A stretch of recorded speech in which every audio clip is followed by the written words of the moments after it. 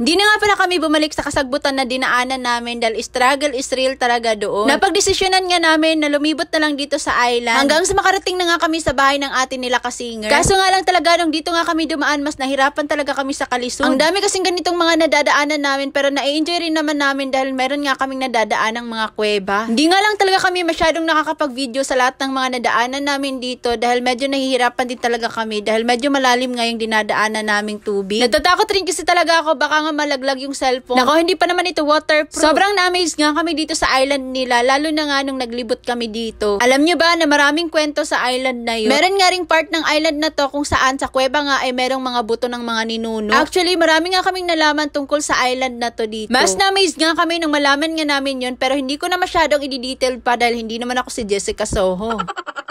Pagkatapos nga naming malibot ang island at nang makauwi na nga kami sa bahay ng ate nila Kasinger, dumiretso na rin kami kaagad dito sa next naming activity. At ito nga ang sumakay nitong baruto. Nung una nga bago kami sumakay dito, akala nga namin hindi kami magkakasya dito at mauunlod nga kami. Yung katawan kasi talaga ni Food Panda Rider ay pang dalawahang tao nga.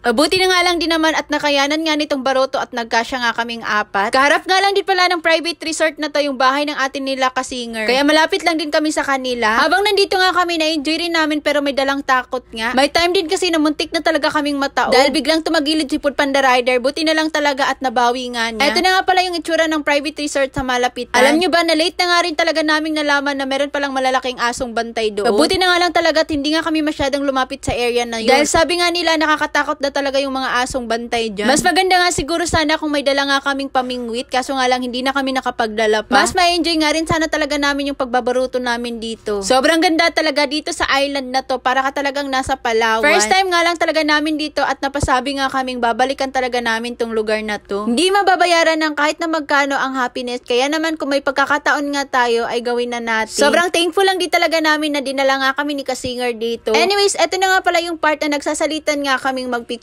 Di na nga lang nakuhanan ng video yung salita naming pagyuko para makuhanan ng picture ang bawat isa. Pero nung pagdating nga dito sa dalawa ay natatawa talaga kami kay Food Panda Rider. Itan nga po. Mahuli si Gigi. Uy, ang luya mga. Ang luya mga. Umara? Uy, talay. Uy, talay.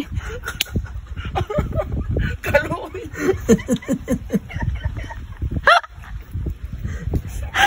Tripan mo. Yung na-picture na be. 1, 2, 3. Gana doon bis pagkakuon. Gana sa imo forma. Sakto na. Ay, ikaw na po hapa. Hapa, dapat special. Oh, doon.